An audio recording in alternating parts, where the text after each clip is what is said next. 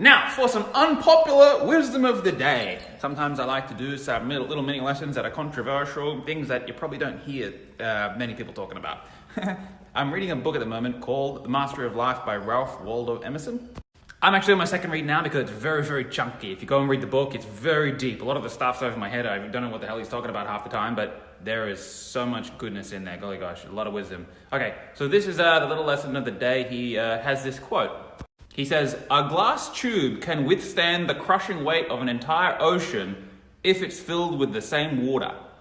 It's a little metaphor that you can use to keep in mind that you're only going to get pushed around by people if you don't own what they have.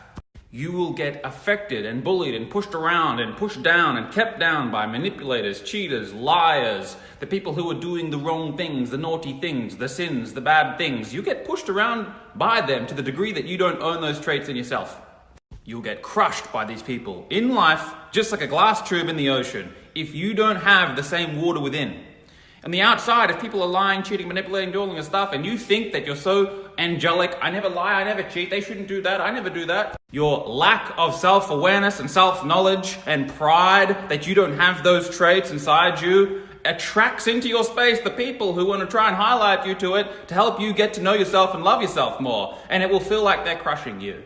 So if you want to live like a normal person, like the masses, and live in la-la land thinking that people shouldn't be cheating and lying and nasty and mean and cruel and harsh and all this kind of stuff, okay, that's a fine choice. But if you want to live like a master and master your life, you have to be both.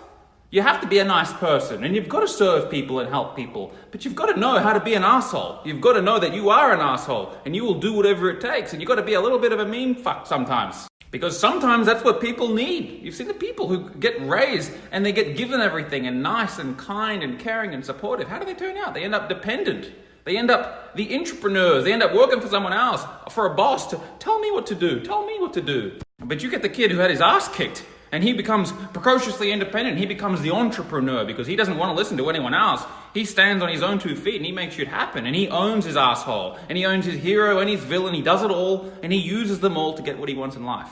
And the reason this is unpopular is because most people don't want to go out there in the public and say, by the way, I'm a villain. People want to paint a very rosy, flowery picture of themselves. I'm always nice and I'm kind and I do the charity and I'm a nice person. It's a half truth. And if you go and have a shower tonight and you're just on your own, the door's locked and the water's running and you look really, really, really deep within, you'll realize that you've got it too. You're both. You're both. You have both. And to the degree that you love yourself enough to express that openly and honestly, you'll master your life. Hello, say hello to the pajama bosses. Hello. Oh, that's how you